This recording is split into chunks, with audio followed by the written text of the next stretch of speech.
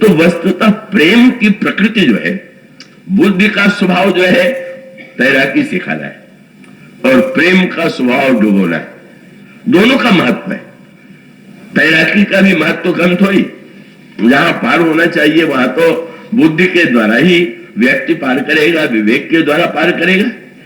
पर ये दोनों का महत्व श्री भरत के व्यक्तित्व में विवेक की भी पराकाष्ठा है, उसका भी गोस्वामी जी ने वर्णन किया। इसीलिए उनका चरित्र जितना पूर्ण है और किसी का नहीं हुआ। जब विवेक की बात आई तो भी गोस्वामी जी ने कहा, और वो उसका अभिप्राय ये था कि ये तो बहुत ही कठिन है कि किसी में विवेक की भी पराकाष्ठा हो और प्रेम की भी पराकाष्ठा हो। पर वो तो कहते हैं भरत का विवेक तो इतना महान है कि उन्होंने हिरण्याक्ष की कथा का संकेत भरत के चरित्र से जोड़ा। उन्होंने कहा हिरण्याक्ष नाम का जो दैत्य था उसने पृथ्वी को चुरा लिया, और तब भगवान ने बारह अवतार लेकर के उस पृथ्वी का उद्धार किया। उन्होंने कहा इसी प्रकार से अयोध्या में भी बुद्धि को हिरण्याक्ष ने चुरा लिया। अनर्थ जो हुआ कैकेयी जी के द्वारा, वो कहते हैं कि शोक कनक लोचन मति छोनी और हरि विमल गुणगन जग जोनी। किसी की बुद्धि काम नहीं कर पा रही अयोध्या में। ऐसा लगता है कि शोक और लोभ के हिरण्याक्ष है। हिरण्याक्ष मानो कैकेयी जी की आंख में बैठ गया। हिरण्याक्ष माने जिसकी सोने की आंख, और सोने की आंख माने लोभ की पराकाष्ठा। का सोने की आंख कोई बनवा ले तो दाम चाहे जितना हो पर उससे दिखाई थोड़ी देगा। इसी प्रकार से जो लोग बहुत लोभी होते हैं, चाहे द्रव्य कितना ही हो पर दिखाई देना बंद हो जाता है। लोभ जो है मनुष्य को आकर्षक बना देता है पर उसका विवेक छीन लेता है। इसलिए मानो वह अंधत्व हिरण्याक्ष का उदय हो गया। पर वहां तो भगवान ने अवतार लेकर के कंस बाराह के रूप में पृथ्वी का उद्धार किया। पर यहां तो श्री राम के देखते देखते ही बुद्धि की पृथ्वी चोरी चली गई। प्रभु तो नहीं बचा पाए। किसने बचाया? बोले भरत विवेक बड़ा विशाला और अनायास उगरित काल। वो तो भरत का विवेक बारह बन करके उस पृथ्वी का उद्धार करता है, नहीं तो कोई नहीं कर सकता। भला कल्पना कीजिए, भगवान राम भी का जहां पर जिसका उद्धार नहीं कर पाए, कितना बड़ा विवेक।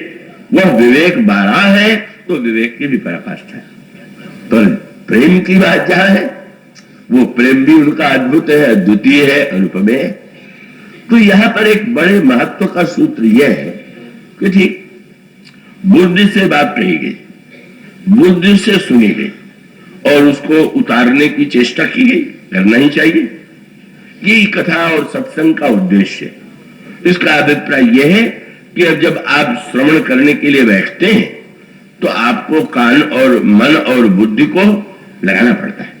अगर आप बुद्धि नहीं लगाएंगे, मन को एकाग्र नहीं करेंगे, कान खुले नहीं रखेंगे तो वो नहीं सुनाई पड़ेगा। पर सुनने के बाद भी उस कथा को जीवन में उतारने के लिए क्या करना होगा? का अवतार का अर्थ तो आप जानते हैं। अवतार का अर्थ है ऊपर से नीचे उतरना। तो जैसे श्री राम का अवतार जब हुआ तब रावण का वध हुआ, इसी प्रकार से कथा में भी जब तक कथा का अवतार नहीं होगा तब तक रावण का वध नहीं होगा। हमारे जीवन में जो रावण है, और अवतार माने ऊपर से नीचे उतरना। तो आप कथा सुन रहे हैं तो कथा ऊपर वक्ता मंच पर बैठा हुआ, और वहां से अवतार तब हुआ जब श्रोता ने मस्तिष्क और कान में उसे धारण किया। पर अब अवतार होते ही जाना चाहिए। अगर वहीं से सुन करके वो निकल भी गई, कान से सुना और वहीं निकल गया, वो व्यंग संस्कृत में जो कहा जाता है कि किसी ने बहुत पाठ पढ़ा गुरु जी से और अंत में एक भी याद नहीं रहा, तो किसी ने कहा कि भाई ये तो बड़े श्रद्धालु शिष्य हैं। अन्य लोग जो है वो कुछ न कुछ भेंट करते हैं गुरु को, पर यत् पठितम तत् गुरुवे निवेदितम। जो इन्होंने पढ़ा वो गुरु जी को ही सौंप दिया। तो सुनने के बाद भी अगर वो वक्ता जी को ही सौंप दिया गया, बहुत अच्छी कथा कही और बहुत अच्छी बात कही, तो वो तो गुरुवे वेदितम हो गया। अवतार कब होगा? अवतार तब होगा जब मस्तिष्क से हृदय में उतरे। नीचे उतरने का अर्थ हृदय में उतरे, और हृदय में उतरने के बाद फिर अवतार तब होगा जब क्रिया में वो परिणित हो। बस यही कथा का अवतार है। बुद्धि से सुने, हृदय में धारण करें और जीवन में क्रिया में उसको परिणित होने दें। इसी के लिए कहा सुमति भूमि थल हृदय अगाधु, वेद पुराण उदधि घन साधु, बरस ही राम सुयस बरबारी, मधुर मनोहर मंगलकारी। संत मेघ बन करके भगवत कथा के रस की वर्षा करते हैं। वेद पुराण समुद्र है, संत मेघ है, और वो जब वर्षा करते हैं तो जिसकी बुद्धि की भूमि और हृदय की गहराई दोनों जिसमें है, वही कथा को ग्रहण करेगा। और बात तो समझ में आती है। अगर मान लीजिए गंदी जमीन हो तो ऊपर से जल कितना भी स्वच्छ क्यों ना हो, वो तो जल का रूप ही बदल जाएगा। तो जिन लोगों की बुद्धि की भूमि ऐसी हो, कई श्रोता ऐसे होते, तो सुनते तो है पर वो ऐसा मटमैला बना देते हैं कि वक्ता ने क्या कहा, उन्होंने क्या समझ लिया। बस्ती में एक सज्जन नित्य बड़े प्रेम से कथा लिखा करते थे, तो मेरे मन में जिज्ञासा हो गई कि देखें कथा को इन्होंने कैसे संक्षेप दिया है। लक्ष्मण जी का चरित्र उस समय वहां बस्ती में चल रहा था। मैंने जब कापी मंगा के देखा तो उसमें पहला वाक्य यही था कि राम जितने सरल थे लक्ष्मण उतने कुटिल थे। अब मैं सोचने लगा कि अगर कोई भी पढ़ेगा और ये क्या मेरे नाम से कहा जाए तो कहेगा ये भक्ता पागल है क्या कह रहा है लक्ष्मण जी के लिए।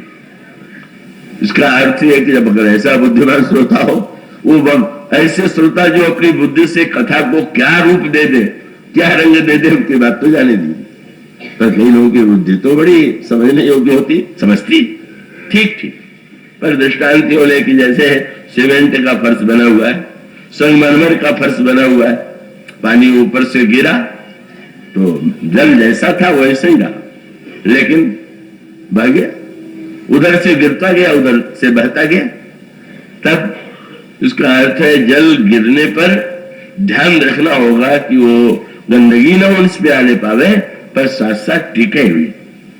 तो गोस्वामी जी कहते सुमति भूमि थल हृदय अगाधु, बुद्धि से सुनिए और हृदय की गहराई में उसको धारण कीजिए। और तब जब वो जीवन में, जब तक बुद्धि से हृदय में नहीं उतरेगा तब तक वो जीवन में उतर नहीं सकता।